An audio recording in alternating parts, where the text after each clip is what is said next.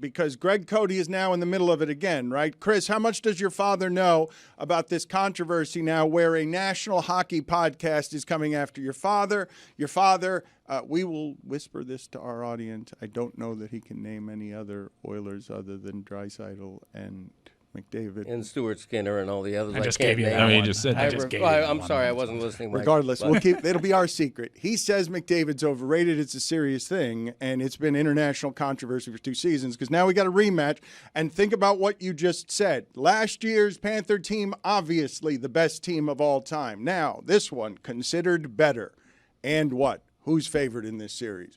Who should be favored in this series? They're both favored. Yeah. The house is just completely satisfied taking the vig here. It's just sort of like we'll run in the 10% of, you'll bet both sides of this because we know what this game means. To me, this part is the greatest part. Canada and the United States. I saw Chris and Mike go crazy in the middle of the season say it doesn't matter whether Tkachuk gets hurt for the rest of 3 seasons. He's got to win on behalf of the flag right now. So you've got the patriotism going back and forth. And again, the swamp threatens to take Canada's sport away from them. And when both countries know, that player's great and he's great for all time. He's a king for all time.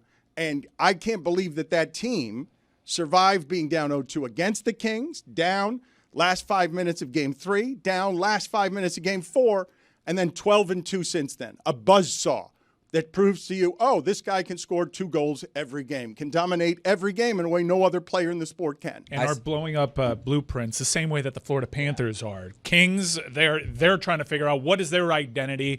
The Dallas Stars probably firing Peter DeBoer. You want to talk about a team that's suffering. Dallas made it to a cup final in the bubble, has been eliminated and bounced from the Western Conference Finals several consecutive years. They are absolutely doing in the Western Conference what Florida's been doing in the East. I saw a scary stat for Panthers fans. Every team in NHL history that has lost their first 2 playoff games and then made it to the Stanley Cup Final has won the cup, and there's some big teams in there. Okay, but let me reiterate what I just said from when they were down 0-2 at the start of this postseason.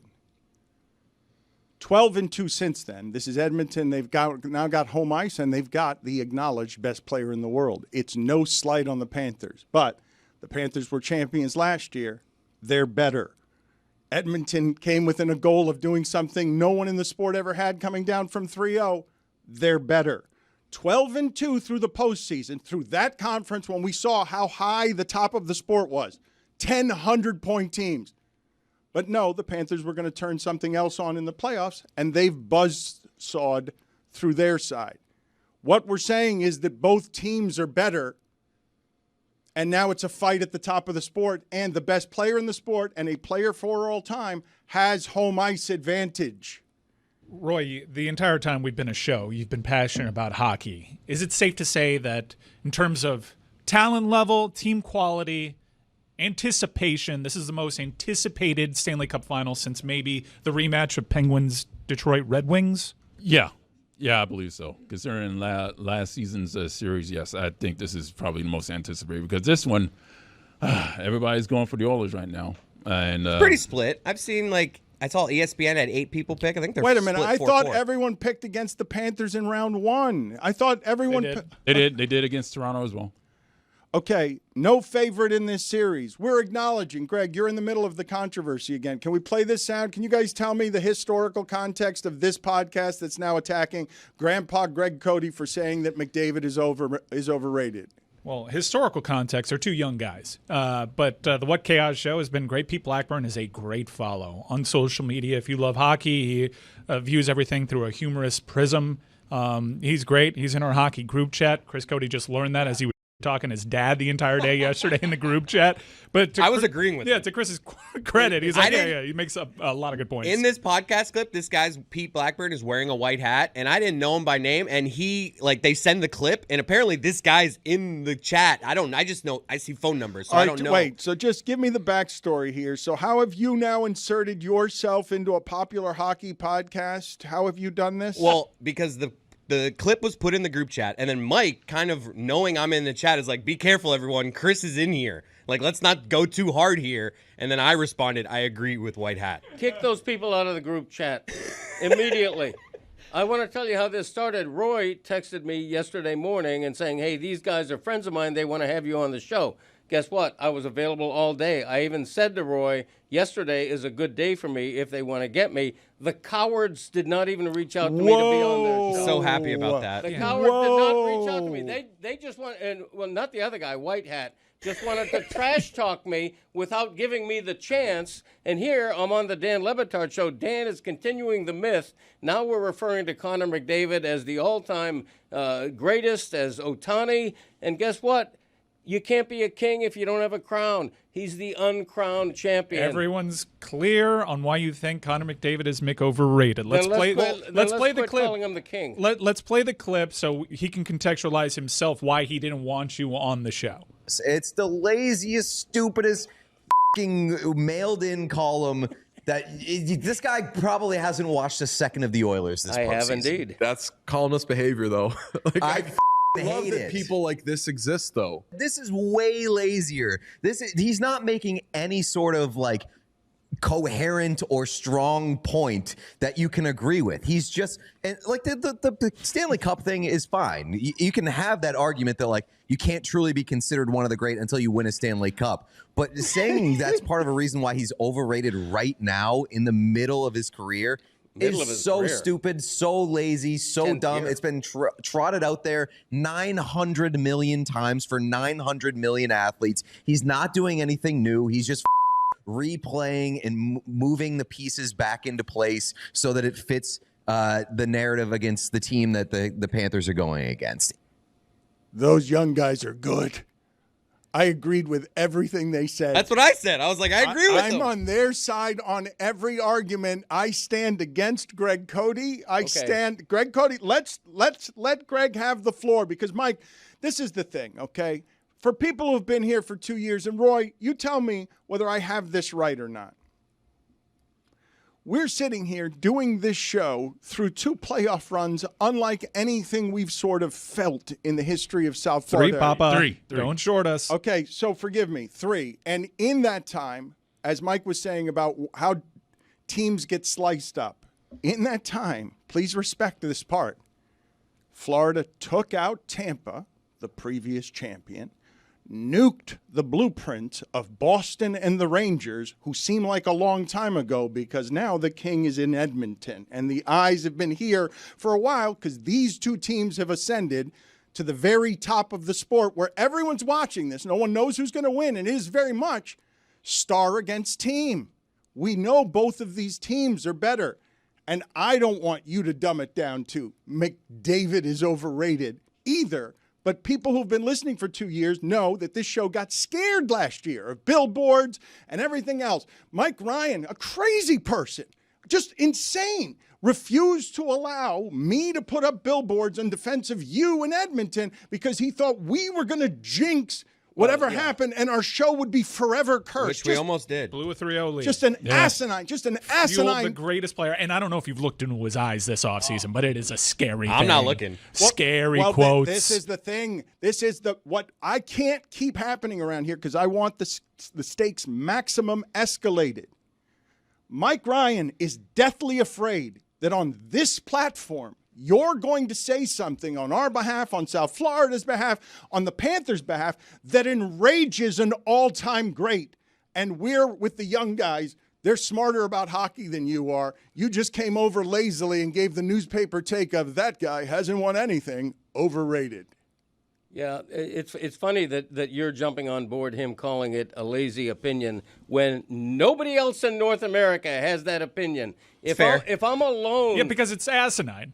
No, it is an asinine. I want to defend my dad a little bit here. In that clip, he like throws a throwaway line of agreeing with him. Yeah. Okay, good point on the Stanley Cup stuff. That's really all my dad is saying. Right, because it goes without saying, if a guy is considered one of the greatest of all time, he's going to need a cup. And I understand your point in saying, like, middle of his career, he's been in the league for 10 years. You know what that makes him? 28 years old. I understand. Like that Markov. makes him I get that. That makes him 28 years old. I understand. He's I got did the about math. he's got about 5 to 6 more years of being this kind of elite talent. Right. Let's judge him then.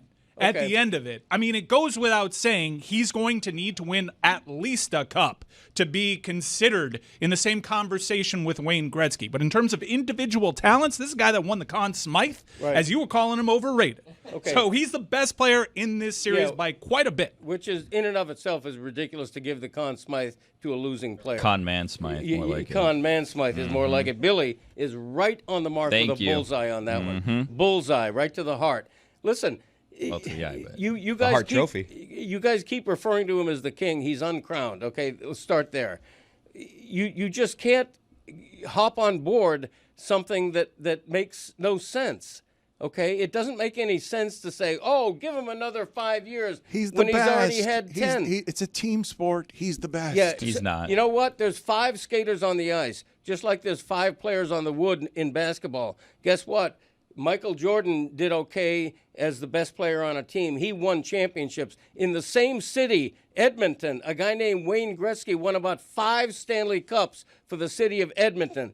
He was just one guy too, but he was a guy who rose above it all and carried his team in a way that McDavid has not yet. I've never said McDavid was not a great player, but now you see the rest of the media sort of coming on board. I read a headline, I think it was on ESPN yesterday, and the headline was something to the effect, McDavid's back is to the wall. He needs to win a Stanley Cup. That's what I said last year, and I continue to say it. It's not a denigration of his talent. It's just, to me, it's stating the obvious, but I was the first one to state that obvious.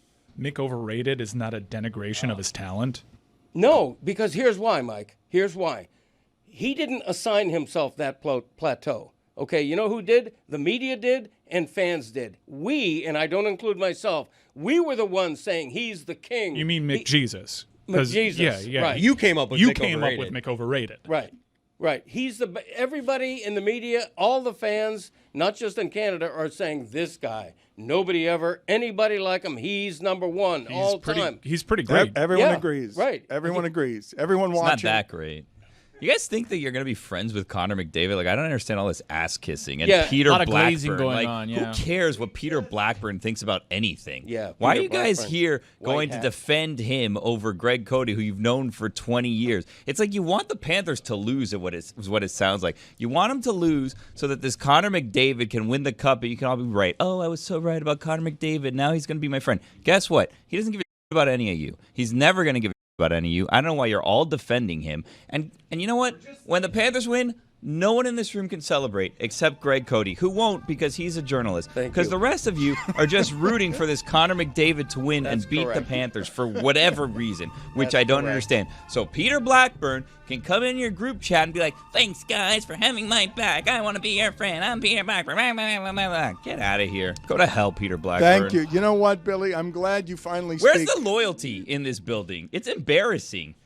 Bunch of stars around here just wanting to get the big names to be your friends. Embarrassing. Billy, I will tell you what's Peter happening Blackburn, here. Billy, what chaos? Excellent.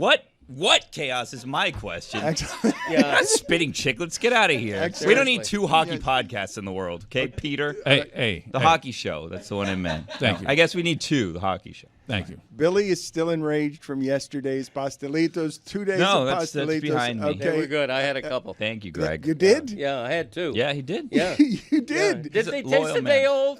Maybe. But the flavor was there, the crunch was there. They were great. Billy, you are correct. And what was happening in the other room, this is what was happening that Billy's been walking into. And He been, is correct. Yes. Thank you. Finally. Yes. Must-win game today. I think we can all agree. Stanley must-win Cup game. Final. That I'm star bleeping Peter Blackburn? You are. Mike, come on. You're a known star. Everyone knows it. Yeah. You just want to be around celebrity. Billy, We know. what?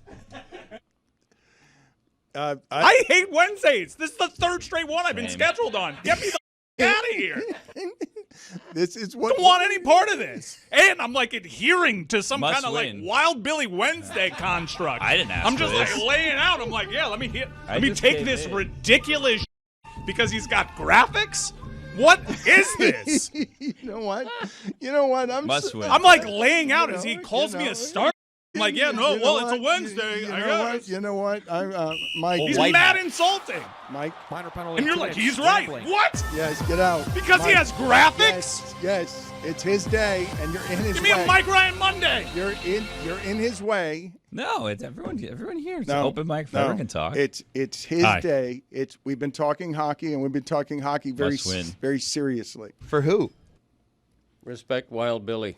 Who's it a must win for? It's Today, must win. Put it on the poll at Le Batard Show. Is Game 1 ever must win? Oh, it is. In this series, it is. No, what? But I'm just saying. Okay, I got what you're saying. It's a championship. I don't I'm know if you know saying this. Game 1 It's the can't. Stanley Cup Final. That's All why. the games are must win. No, They- but see? no, Thank you, that's Roy. not correct. Roy's no, That elevated is correct. this. What are we Yeah. talking about here? It's the Game 2 is a championship must-win, round. too. no, that's not correct. Just simply not all must it's win. not. They are all must win. This is not. Do you want to go down 0-1? Thank you. Roy. Roy gets it, finally. Billy, I'm a little bit worried about you saying this is must win and Roy agreeing with you. Why? But because Game 1 in no series ever played throughout all of sports history that is best of 7 or really best of 3. Game 1 is never must win. You don't get it. You don't get it. You don't get it. don't It's get about it. setting the tone for the series. I just gave you an example. The Knicks needed to win Game 1. They lost the series. Can I get this sound again, please, of these two very popular hockey podcasters that Greg Cody has called cowards? Popular. Chris- Only White Hat is the coward. Chris, I have never heard your father refer to anybody publicly as a coward. Your father, I've said this to you guys before. You know your father holds himself very high esteem as a journalist. It's important to him to be a journalist. And as a columnist, and I'm speaking for you here, Greg, but you tell me if I have it wrong, he knows that like Edwin Pope, our mentor before us, when a columnist hammers you with a criticism, it's more than just some sports radio guy at a microphone who doesn't have the kind of standard that a newspaper man must have about treating human beings with humanity, because you have to interact with them and whatnot. I have nothing wrong so far? No, that's fair enough. I think that it used to be that more than it is now, but your point is appreciated. But this is the objection that you have, is it not? Is it not to what it is that the silliness is around us, that we're not as that you're high-minded about when you criticize somebody with coward? Right. It's a stinging criticism meant to rebuke from on high with the moral authority of journalism, even though nobody respects journalism the way they used to. Well, I'm calling him a coward for 2 reasons. Number one, He went after you. White Hat is the one who didn't want me on. Okay, White Hat. I'm so glad about that. The other guy did. He didn't. I told you on this past week's Greg Cody show, we can't have you on these type of podcasts. No, that's not true. You will get exposed. Why? He'll get exposed No. because he can name 2 players, well 3 because we said Skinner at the top end, and you keep calling him White Hat for an audio only clip. His name's Pete. Well, no one cares about his name. He's not important. He called Greg a senile old man, which Yes, is he did. incredibly disrespectful. And redundant. And then he was a coward, as Greg pointed out, because he didn't even want to talk to Greg. Thank you, Guy's Billy. He's is He's afraid. other things too. We're not going to call him If that. he though, not had on me, this if he family had me on the podcast. podcast, I would have gutted him like a fish. I'll tell you. You that. know what? I want you to go on What Chaos. No. Defend your Don't position. even dignify them with that honor. Wait, why are you Do trying to not protect give them? it to, I'm not Don't trying to be a protect them. coward. Don't give it Go to on them. What Chaos. No, I haven't don't been invited on. Don't give it to them. Don't even acknowledge their existence, losers. Yeah, Billy brings up a good point. Thank maybe you. Maybe I shouldn't at this point. You shouldn't. Okay. Why would you do it? They insulted you. That's no way to treat a guest. But you know what? When you call someone, you're dealing with ageism here. When you refer to someone you've never met as a senile old man, that's an insult of the most personal order. All right, let That's me hear this again, please. Let me hear this again. It is totally fair. is He's fair. right to take offense to that. We all are. This is what Billy's in support of. Like I am also torn here because I disagree with you pretty fervently on just factual, principled grounds that McDavid is pretty good. And we can all acknowledge that without and calling him as I overrated. acknowledge it. Okay, no, Yeah. but I will now turn around and I will fight the masses with you on. He may be a senile old man, He's not. but he's our senile Yes, old man. that's true. Yeah. I know. I'll rally around him, which is why I want him to go over there and expose how flimsy Not this all is. happening. No. Not Imagine happening. writing off a 27-year-old man. the way Don't that he did dignify them with last that year. response, Greg. Don't even pay. Greg's been covering hockey since his peak guy was in his dad's sack, okay? Like, enough you. of this. First of all, I'm not writing him off. What I'm saying is, You don't get to be McJesus and the next Gretzky and the greatest player ever until you win. Which White Hat kind of agrees with. Greg's commentary is more so on the media covering him than on McDavid himself, and the media doesn't want to look themselves in the mirror and say that they erred in any way, that they may have been wrong and they may have jumped the gun. Right. Greg would be happy, more than happy, to see an all-time great hockey player playing, another all-time great hockey player playing in his lifetime. But he's not ready to just be crowning fake kings here, which is what the media is doing. And now, because Connor hasn't lived up to the expectations that the media gave him, fairly or unfairly to Connor, which we're not going to say, now the media is backtracking. And now they're so in the camp of Connor McDavid, because they don't want to be wrong about this situation, that they're not calling any of this without bias. There's clear bias here. Okay, Billy, thank you for this. And I believe that... Were there Tiger Woods is overrated columns in the early 2000s? Because that's what this feels like right now. Tiger Woods was a winner. Connor McDavid's a loser. Tiger Woods introduced himself to America by winning the Masters by 1,000 points. At no point was he overrated. Just please. Learn your history, Buck. All right. The reason I'm siding with Billy on this is because I insist that he put on a tie and, as Greg Cody's representative, that he go to war with this other podcast here. No, I don't care that about them. disparages our beloved Greg Cody. Play this sound again, because they're coming after Greg Cody, our beloved senile old man, in a way that's aggressive and disrespectful, and again getting in the way of what Mike Ryan wants to do, which is celebrate very politely players. These two great teams. Just want to draft players. These two. Where do you put Bouchard? Also, Ohtani was 29 when he won his first World Series. Play this sound Trout was again. holding him back. Play it again for Greg Cody. Play it again for Greg Cody, please. It's the laziest, stupidest, mailed-in column that this guy probably hasn't watched a second of the Oilers this postseason. That's columnist behavior, though. I love hate that it. people like this this guy. exist, though. This is way lazier. He's not making any sort of coherent or strong point that you can agree with. He's just, and the Stanley Cup thing is fine. You can have that argument that you can't truly be considered one of the great until you win a Stanley Cup. But saying that's part of a reason why he's overrated right now in the middle of his career is so stupid, so lazy, so dumb. It's been trotted out there 900 million times. You know what, Burf? No, you know what, Burf? He's You don't know, Burf. New. He's just replaying and moving the pieces back into place. I'm now back on Greg Cody's side, because right in the middle of that, he's like, well, on that Stanley Cup thing, he was kind of right. Kind of a good point there. Yeah, he hasn't won a championship. Well, you got to pick a side, Le Batard. Yeah, you pick keep a going side, back and Dan. forth. Because I heard the 9 minutes that these guys did on my dad, which is hilarious. And in it, he's like, if he wanted to write the column that eventually this noise will, that is essentially what my dad is doing. Which is essentially what He I just wrote. put a Mick overrated headline on it, and they basically agree with what my dad is saying. They're just saying, don't call him overrated. Just say he needs to win a title. I think it's just the Mick overrated I'm going to part. give you a bit of a statistical boost here for your argument, because there was one person that these discussions were being had for when he was at a similar age. LeBron won his first title at 27. And the narrative around LeBron was he needs to win a title, especially after he formed a super team with Miami. So I think if you're chasing ghosts and trying to compare goats, the LeBron narrative actually fits your argument here. But he is very clearly the best player, the most talented player of a generation, probably beyond that. I will say, I wasn't around to see Wayne Gretzky's prime. This is the greatest player I've ever seen with my own eyes. And you've been saying this for 3 seasons, because what they do on the power play is ridiculous. But, Billy, I think everybody was making fun of me yesterday because a couple of different times, and Roy, I think you'll appreciate this, I was describing, without saying McDavid's name even on first reference, what cometh this way.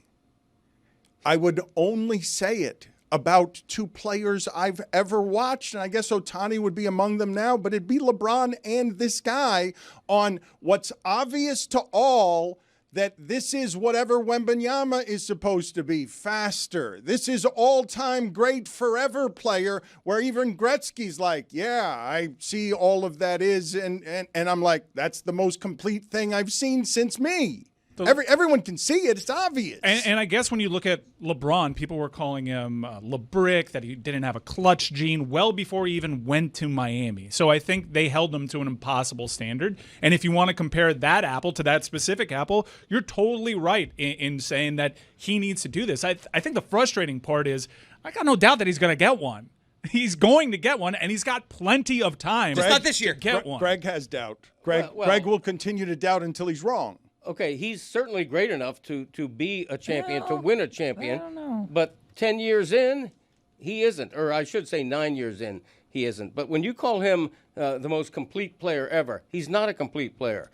Nobody thinks he's a great defensive player. He's been playing on the penalty kill more. He's certainly a threat on shorthanded. He's not the best defensive forward on his team, but he's improved those aspects of his game. But I understand why. Are you going to just keep undercutting him? No. What I'm going to say is, if you're talking about the most complete player in this final, it's probably Barkov.